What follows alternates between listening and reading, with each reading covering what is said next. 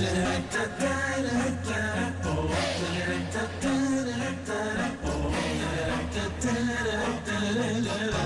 baik sahabat muslim dimanapun Anda berada, terima kasih Anda masih bersama kami di program Assalamualaikum Indonesia. Riko, tadi kita sudah menggali tentang BKPRMI. Ini merupakan organisasi yang besar yang kemudian punya perhatian besar terhadap remaja muda dan remaja.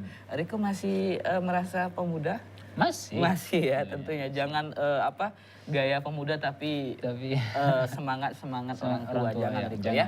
Ya, bicara masalah pemuda nih Pak ya. Nanti kita undang yang satu ini Pak ya, narasumber kita satu ini bicara masalah pemuda juga. Ya, ini luar biasa Riko.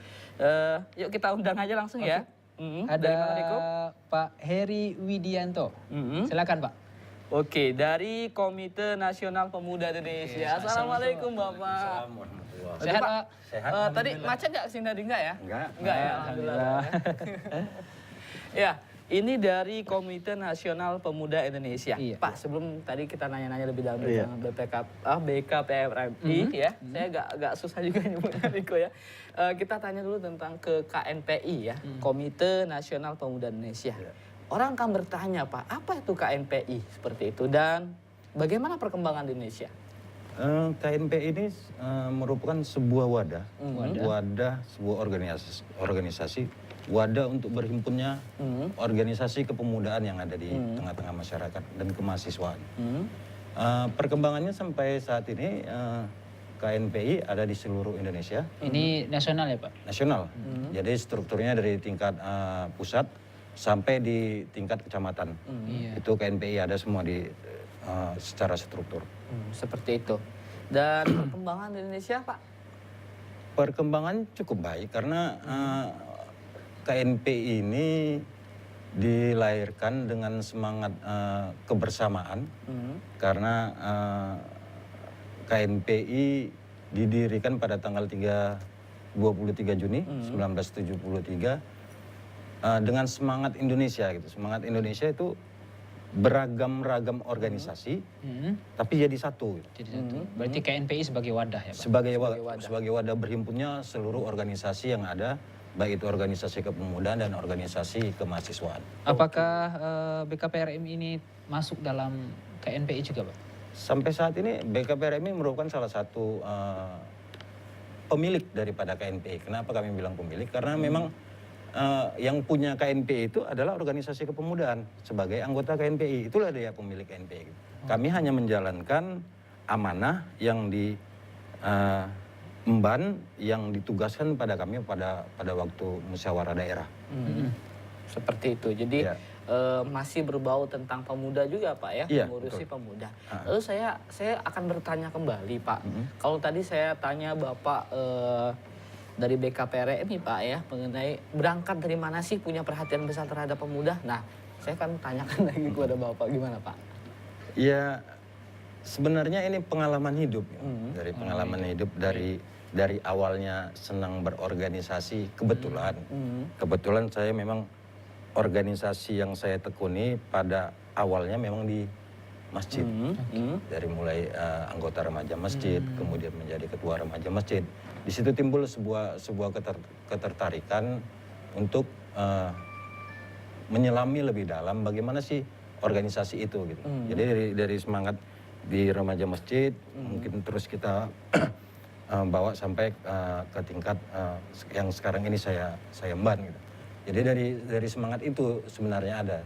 Kalau kita nggak kenal dengan organisasi, pasti saya yakin kita tidak akan tertarik dengan organisasi. Begitu juga kita mungkin berkenalan dengan sebuah sistem teknologi IT.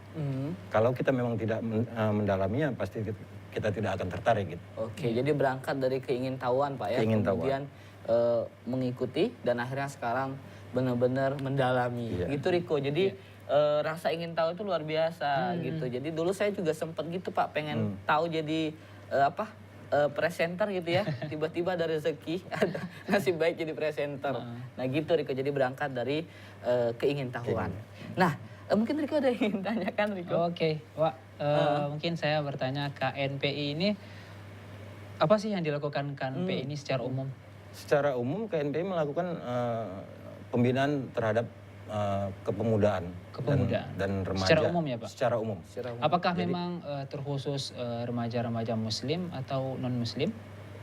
Kalau di KNPI ini semua organisasi yang berlatar belakangkan agama semua berhimpun, dari mulai Islam, kemudian ada Kristennya, kemudian ada Budanya, ada Hindunya. Berarti semua tidak bergabung di terkhusus situ. Muslim ya? Hah? Tidak terkhusus Muslim? Tidak. Semua agama bergabung di KNPI. Oke. Kalau bicara masalah kegiatan, tadi kita BKPRM tadi tentang keagamaan, kemudian ada juga sosial tadi Pak ya. Nah, kalau KNPI itu kegiatannya apa aja sih Pak? Secara umum? Ya sebenarnya hampir sama sih dengan organisasi seperti BKPRMI. Memang pembinaan dilakukan terhadap kepemudaan yang ada di setiap daerah. Kemudian KNPI juga mencoba mengembangkan sayapnya, tidak hanya melakukan pembinaan terhadap organisasi kepemudaan yang ada yang berhimpun di KNPI, tapi juga kepada remaja dan pemuda yang memang sama sekali tidak tahu berorganisasi. Gitu. Sekarang ini di KNPI mulai timbul sebuah kekuatan perkumpulan-perkumpulan yang sifatnya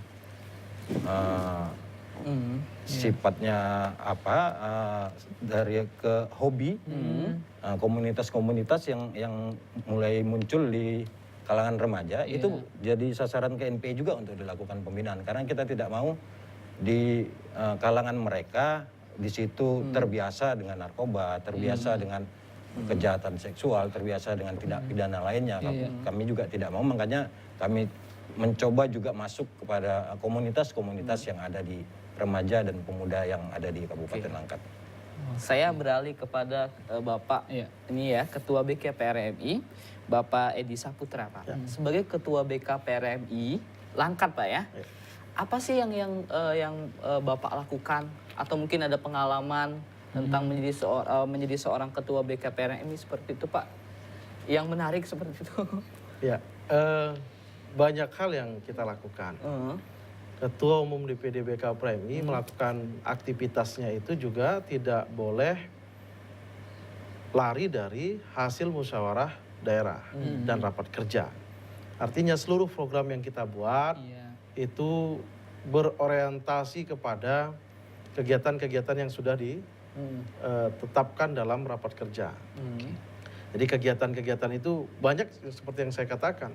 Ada maghrib mengaji, ada safari subuh keliling, dikenal dengan suling.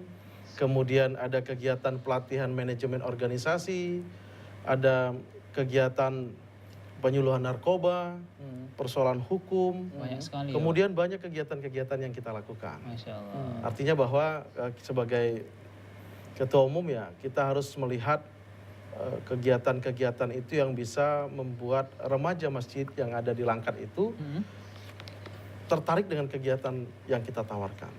Saya kira itu. Oke, BKPRMI ini fokusnya remaja masjid ya Pak? Ini sedikit, apakah memang di Langkat semua remaja-remaja masjid udah masuk dalam organisasi ini atau bagaimana Pak? Iya baik, hampir semua. Hampir semua Berarti sudah. belum semua ya? Belum semua.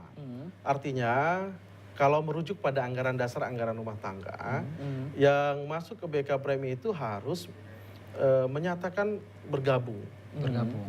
Berarti setiap program-program acara yang dilaksanakan berarti yang terdaftar saja yang ikut ya Pak? Atau bagaimana? Tidak juga. Tidak juga. Artinya kegiatan itu kan terbuka. Terbuka Pak. Sangat terbuka. Tapi untuk keanggotaannya masih ada yang belum mengikuti. Iya. Itulah yang harus kita lakukan agar mereka bergabung ke dalam Badan Komunikasi Pemuda Remaja Masjid. Oke, saya beralih ke Pak Hedi Widianto ya. Bapak Ketua KNPI Wilayah Langkat. Apa dan bagaimana KNPI Langkat sekarang Pak? Apa program-programnya apa saja yang kemudian Bapak lihat bahwa ini berjalan luar biasa seperti itu? Ya sampai saat ini seperti yang sama juga seperti BKPRMI. Yang kami lakukan adalah yang memang sudah ditetapkan dalam program kerja yang dirumuskan dalam waktu musyawarah daerah. Jadi sekarang ini yang kami lakukan adalah lebih cenderung kepada peningkatan kemampuan di kalangan pemuda itu sendiri. Kemampuan berwirausaha, kemampuan berorganisasi. Saat ini kita melihat generasi muda dan pemuda saat ini cenderung berpikir untuk jadi pekerja. Di sini di kepengurusan yang saya pimpin ini kita mencoba merubah image itu, gitu. Mindset berpikir pemuda, jangan hanya menjadi pekerja tapi menjadi pengusaha. Walaupun pengusahanya itu hanya menjual counter HP, tapi mereka sudah mempunyai jiwa kewirausahaannya. Itu yang akan kita kembangkan. Dan saya kira untuk merubah mindsetnya itu perlu waktu yang panjang dan pelatihan yang usaha keras juga ya Pak. Ya, makanya nggak akan selesai dalam satu periode kepengurusan. Dan saat ini juga KNPI mencoba masuk kepada komunitas-komunitas adik-adik yang berusaha menyalurkan bakat seninya. Kita tahu dan kita sering melihat gitu. Adik-adik yang di seni ini lebih cenderung untuk mengekspresikan jiwa seninya. Mereka memakai barang-barang yang dilarang oleh hukum Indonesia, contohnya narkoba. Kita mencoba memberikan pengertian kepada mereka bahwasanya itu tidak bagus dan melanggar hukum dan juga merusak daripada kesehatan mereka. Gitu. Kita masuk kepada segmen itu juga. Gitu.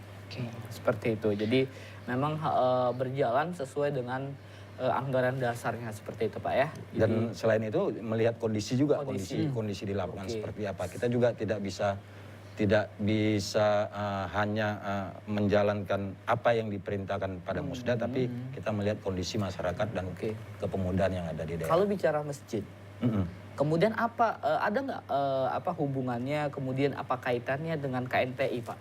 Maksudnya ada nggak ikut KNPI berusaha untuk mengembangkan remaja masjid seperti itu?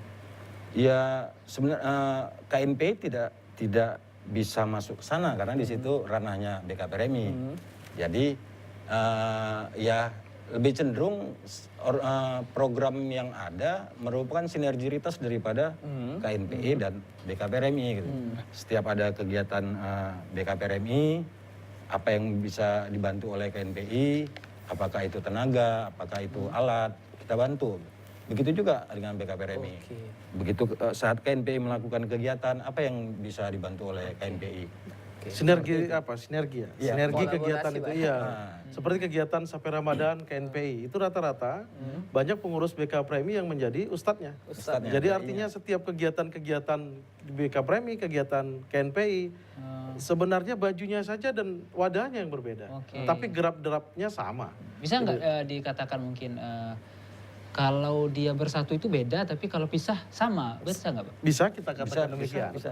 Jadi sebenarnya berkolaborasi Riko. Jadi sama-sama punya pergerakan yang sama untuk pemuda, kemudian punya semangat untuk mengembangkan sinyal-sinyal positif.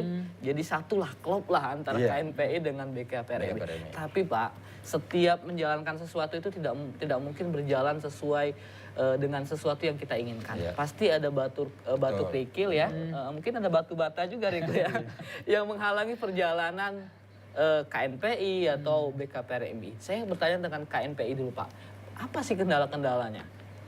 Ya lebih cenderung kendalanya yang pertama kita melihat memang kalau kita bicara organisasi, kemauan daripada pemuda itu sendiri untuk berorganisasi. Seperti yang saya bilang di awal, ketidaktertarikan itu karena mereka belum terjun langsung dan beraktivitas di organisasi gitu. Saya yakin begitu mereka menikmati auranya organisasi, sebuah organisasi, saya yakin mereka akan sangat tertarik. Ini merupakan salah satu kendala kita dalam mengembangkan organisasi.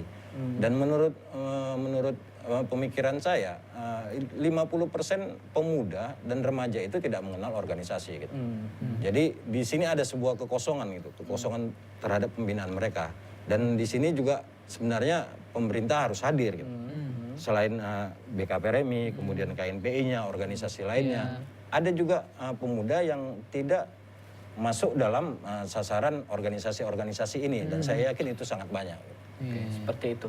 Nah, kalau untuk BKPRMI Pak, gitu, apa sih kendala-kendala dari setiap kegiatan yang dilakukan seperti itu? Iya, pertama yang harus kita lihat kendalanya secara internal.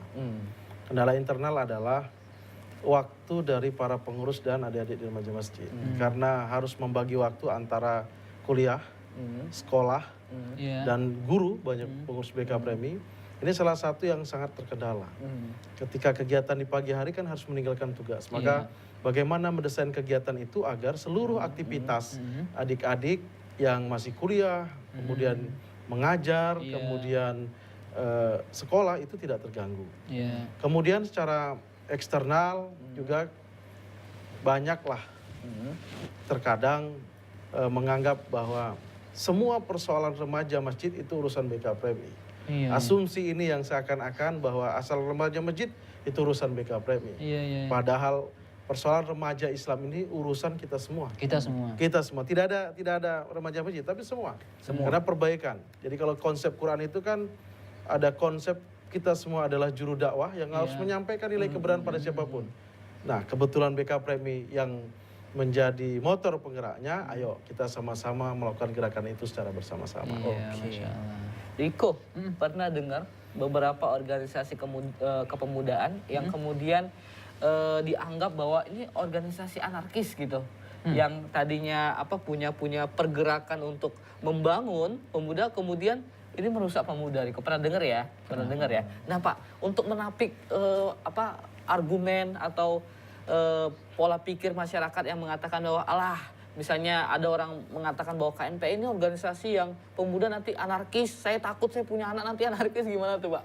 Ya sebenarnya wajar saja saya kira masyarakat punya penilaian seperti itu. Karena memang kita melihat pemuda ini merupakan sasaran empuk sebuah tindak pidana kejahatan. Sebuah tindak pidana peredaran obat-obatan terlarang. Ini pemuda menjadi korban gitu. Bisa jadi salah satu tindak kekerasan yang dilakukan oleh pemuda-pemuda yang selama ini kita dengar itu merupakan salah satu imbas daripada sasaran dari yang saya katakan tadi gitu.